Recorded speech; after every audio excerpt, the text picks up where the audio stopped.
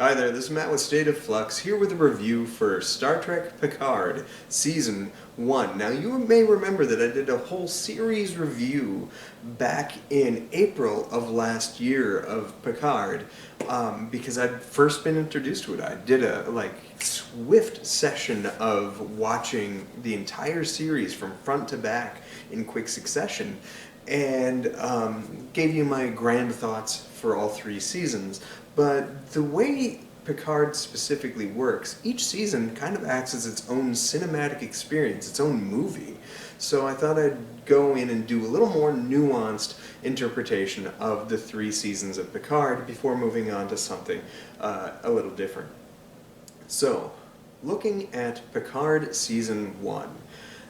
This is one that initially when I watched it the first time, I was really very impressed with it. I thought it was a good continuation of some of the loose story threads left at the conclusion of the TNG movies, while also being very much its own thing, and its own thing by way of Firefly. It owes a lot of its existence to Firefly. You do follow the wizened old man who is kind of there to be the moral compass, who's seen it all already and is trying to guide the crew through to their final destination in Picard, similar to Shepard Book. You have the gung-ho, battle-scarred pilot who's no-nonsense, bit of a drunkard, in Rios, similar to Malcolm Reynolds. You have his, for want of a better word, his co-pilot, his companion that he trusts desperately with everything, with Raffi, similar to Zoe. You have the pseudo-damsel in distress character who is sort of anything but. She's a completely competent and confident character in creation, who is a fractured mind but a capable person, trying to discover themselves, far more capable than anybody on the ship really truly believes in Soji, as is River Tam. Then you also have the Doctor, who looks like they could turn code at any moment, but is truly there to care for this robotic creation, this fractured mind, in the character of Jurati, who does, over the course of season 1 or 2, turn villainous a couple of times over before buying that back in increasingly less successful ways. There's no real true original characters here. They feel like they're kind of ping-ponging off of ideas from a show that came out 20 years prior. But that didn't bother me. I think one of the things that J.J. Abrams infused into Star Trek when he took over the franchise briefly is this style of Firefly without any of the content quality. This is taking some of that content quality and putting it on like a patch into the Star Trek realm, and it works a lot better for me in this case. Upon rewatch, knowing exactly where the story trajectory goes, not only of this season, but the future seasons to come, it worked a little less successfully, but I do still think it is a strong season, strong enough. There are weaknesses, there are things that I don't respond to. Elnor is a character that I don't really get. Why is he for a 10-episode season, right? Weirdly enough, there are random one-er episodes that felt like they were just trying to provide more content to flesh out the season, when they really didn't need 10 episodes to tell this story. They could have easily done it in 7, if not 6, honestly. But then you have one-off episodes like Elnor that roll Elnor into the story, but he doesn't really have much of a dramatic impact on the story other than to illustrate that there are non-villainous Romulans. But it's kind of an ineffectual episode.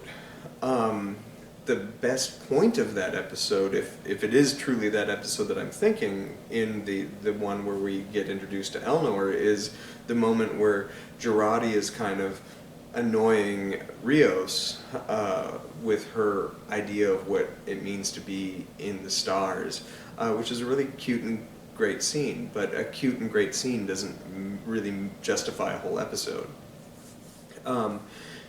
And shortly after that one, you have the episode where they they team up with Seven of Nine, which I love. She's one of my favorite characters in all things Star Trek. It was great to bring her back into the fold, but the episode with which that they do that is kind of this maddening experience, because half of it is really good, really interesting, somewhat intellectual. It is plays on sort of the pseudo heist kind of storytelling vibes, even though there's nothing with which they're trying to truly heist. But it's playing off some of those same dramatic beats.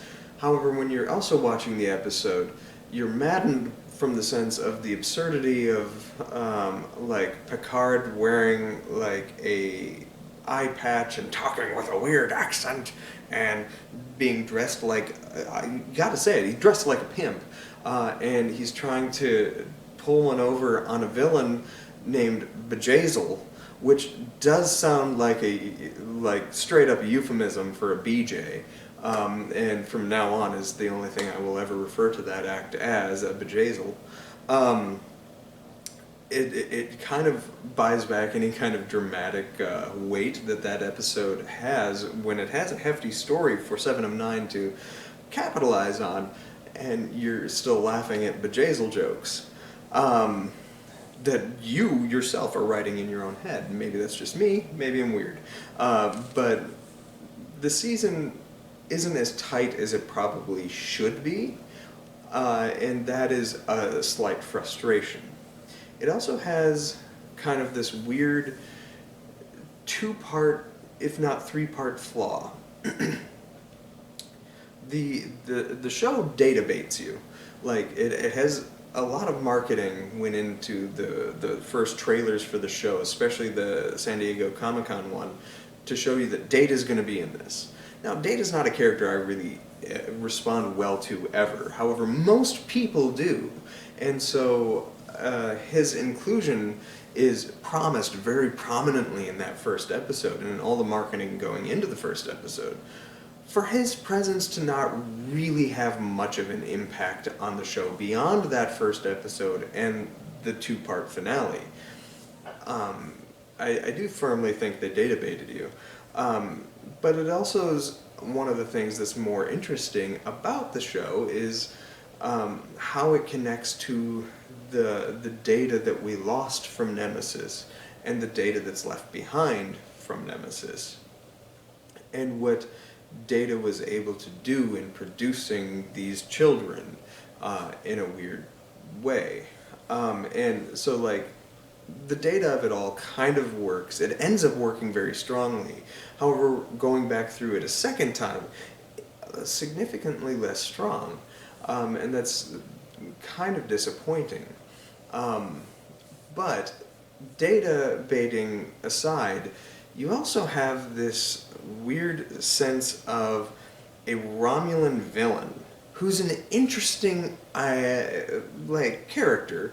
I like Romulan villains, and we haven't really had a firm face of a Romulan villain besides Nero in Star Trek 09 for any of these cinematic experience shows or movies. So I liked the idea, and I can't remember the actress who plays her. Is it Peyton List or something like that? And she plays the character fine, but the character is flat as can be. Nero was interesting because he was a compelling villain. You understood with raw emotion why he was doing what he does. And you don't get that from her. She almost plays it like a Vulcan, and that's not what Romulans are. And so it just feels wrong. And she, even though has an interesting story to tell, and is told interestingly, the way that it is so flatly portrayed, and this is not a knock against the actress, I assume this comes from direction and screenplay, but they don't execute this well at all, to the point where I cannot remember her name, and I finished watching this episode a mere day ago, and it's like, that's kind of bad, right? Like, I should know her. And I should know the other Romulan dude that she has that's like intermingled with Soji's character, but I just don't. I just do not recall their names because I couldn't commit them to memory. They're so unremarkable. That comes from a screenplay. That comes from to some extent performance, though I do think both of them perform it relatively well with what they're given, and it also comes from direction. And it's too bad because the plot with which that they're trying to tell their villainy works, but it also kind of doesn't. And the way that the Borg, which is the third part of this flaw, is integrated in, and how they sort of shoehorn, but not really, in Jerry Ryan's character of 7 of 9, is also a bit frustrating. Because, in all honesty, that's your show. That concept of the Borg Reclamation Project, that's the show. That's what's interesting. That is building upon stuff which was layered in Next Generation that never got capitalized in the films, that you have an opportunity to capitalize in on now, and even bringing in some of the Borg characters from like I, Borg back into this story. That's interesting. That's compelling. That's what I want to see more of. But it's just used as a side plot for the villain and never capitalized on, really, truthfully, until it also pulls 7 of 9 in, but still is never capitalized on, even with 7 of 9 operating against the nameless Romulans. And that's, like, so distressing and disheartening, because I want more of this Borg Reclamation project. I thought it was interesting. That tickles the synapses. I'm interested. I'm invested in this because you've taught me to be invested, and it's not something I've ever thought about, and it's not something that any of the films have had, or other shows really, have had opportunity to explore. This is your chance to do so, and you're throwing it away in a very loose side story, side plot, multi-episode side plot even, for a backdrop of occasional action so you can pull in 7 of 9 more organically, and it's like, but why? This is interesting enough with or without her. You could integrate her more organically into this story and have me care more, and maybe have the Federation push back against the Borg of it all in the Reclamation Project because of their dissatisfaction with how the artificials rose up and created their chaos on Mars or whatever. It does interest me that this kind of tethered itself directly into Star Trek 09. That project that's referenced in the first episode is the thing that Spock was trying to do to prevent when the Romulan planet blew up and sent him back in time and Nero on that Kelvin line trajectory. I thought that was kind of neat that they owned that directly in the canon of Star Trek. So it all kind of matters. It all ties together one way or another. So that was kind of neat. I also, I've been kind of hitting at some of these negatives, and some of them are negatives through positives with this Borg Reclamation Project and the use of 7 of 9.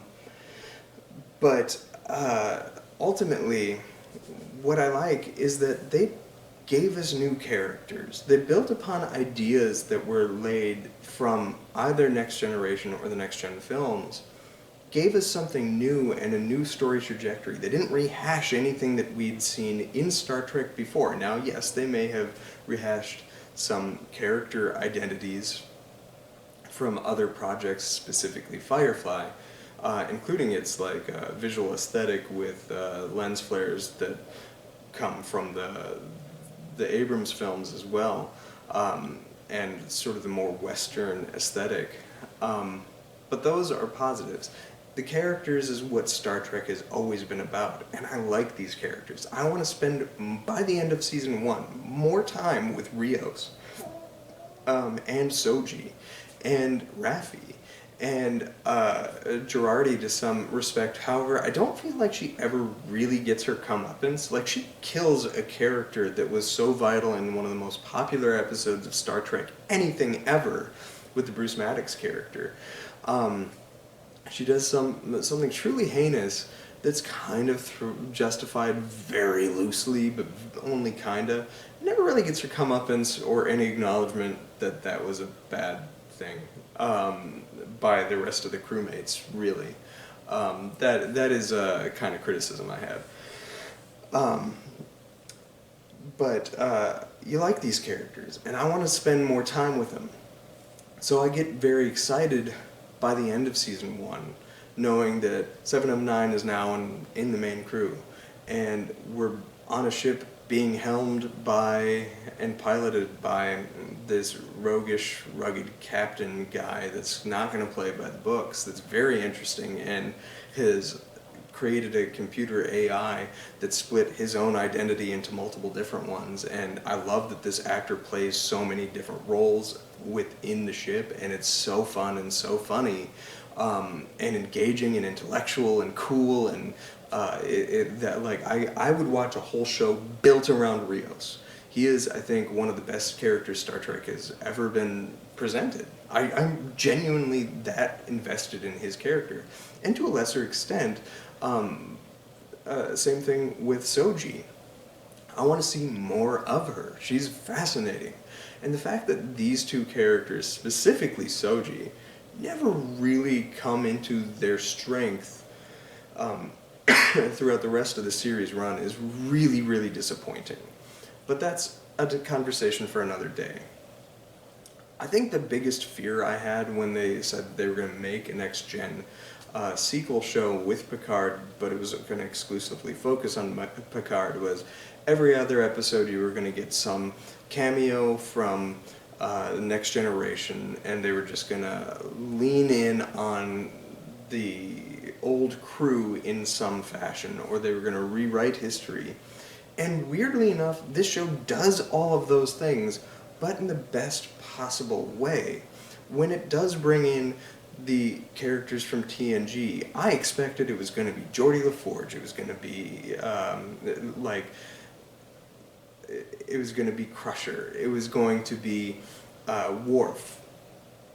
But yes, aside from like an episode or two with Riker, who has the best episode of the entire first season with Nepenthe, as well as Deanna Troi, and the day debating, they didn't lean in on those characters so much. They leaned in on side characters like Bruce Maddox, like our Borg friend, whose name escapes me because I suck.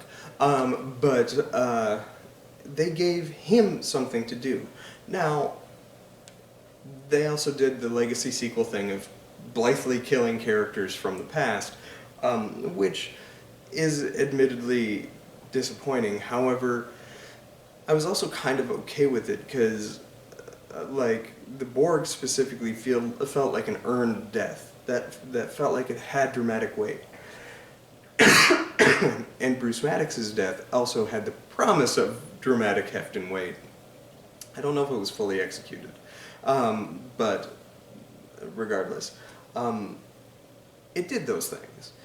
It also, even though it kind of leaned in on all of our deepest fears, it presented a show worthy of Star Trek and gave us an ending for Picard that I think is fantastic. The ending of the final episode is very emotional, not only with the return of Riker in a captaincy role where you get to see him come in and be the hero, which is something that I always liked in this show, that he never really got to do firmly.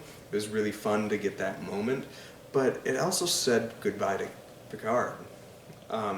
Cutting back to his illness and ailment that we learn about from All Good Things, and seeing him in the last days of his life, that's very powerful. And his death, when it comes, is incredibly earned. It's something that makes me tear up, and they commit to it for 5 to 7 minutes, which I was firmly impressed with when I first watched it.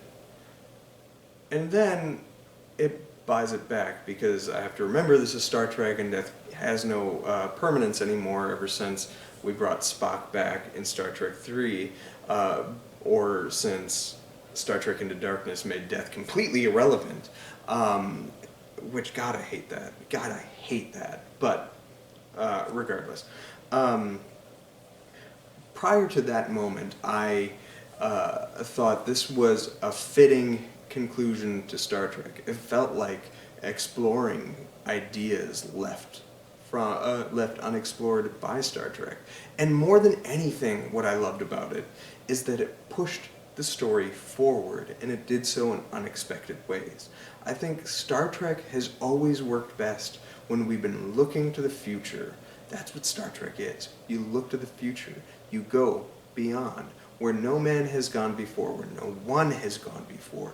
You keep moving forward. And that's something that Star Trek did for many, many years, until around the year 2001, when suddenly, for the first time ever, Star Trek went back. And while they did some interesting things with Enterprise, I think, especially at the time, it was considered the worst Star Trek show of the bunch. I do think it justifies its relevancy eventually, but it also fleshes out stories rather than pushes them forward, really. And then we had Star Trek '09 and its sequels, which again thrust us into the past, no longer moving into the future, which is its own detriment, because they just ended up recycling story. And that's and like, they made 2 original films, but generally speaking, they're recycling story. There is no moving forward with that organically. So I was really excited when CBS All Access had promised us more Star Trek with Star Trek Discovery, and was immediately disappointed when I was to learn that it is yet another prequel doing the Star Wars thing, where we're just recycling this one period of time over and over again, because there's no confidence in telling a story or upsetting fans by moving the story forward. Picard is the first thing within Star Trek to really do so and move the story forward, even if it's just a pin, moving it a hair forward, 30 years forward, 20 years forward, whatever you want to say. It eventually did it, and I liked that. And that's impressive to me, and something that I wish we would get more of. I'm excited for the prospect of Star Trek Legacy at this point in time. I don't think that that show is going to happen. It would be great if it did, because I love the character of Soji. I love the character of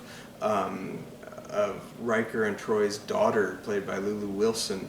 Again, Nepenthe is the best episode of season 1 of this show. She is an interesting character, as is their other son that we just touch on. But that is dramatic storytelling at its finest. It's so good. But I would like to see her explored more, as well as the characters that we meet that are connected to others in Season 3 of Star Trek Picard. But again, that's a conversation for a different day. What I do want is more shows like this. Not necessarily in its tone, not necessarily in its quality, though I would like those things. in the idea that there is more to look forward to. There is forward trajectory to Star Trek. There is a movement on and no longer back. Thrusters on full, as they say. And hopefully we get more of that. But as of now, I wrap up my review of Star Trek Picard Season 1 by giving it a very strong 3.5 stars. I do like it. I think, especially for a first-time viewing, it is a rock'em sock'em really good first season. And it sort of satiates that need to find out what happens with his character. And it's not all sunshine and rainbows, but it's also not all darkness and bitterness either. His character seems to organically have shifted direction, much more so than you get in certain other legacy kind of sequels. And I like that. So, there you have it. That's my review of Star Trek Picard Season 1. In a week or two, we're going to cover Star Trek Picard Season 2. I thought about not doing it, but enough people kind of pushed back on my thoughts on Season 2 when I did my full series review that I had to just do this one as well. So we'll touch on that. But until then, live long and prosper or something. Peace.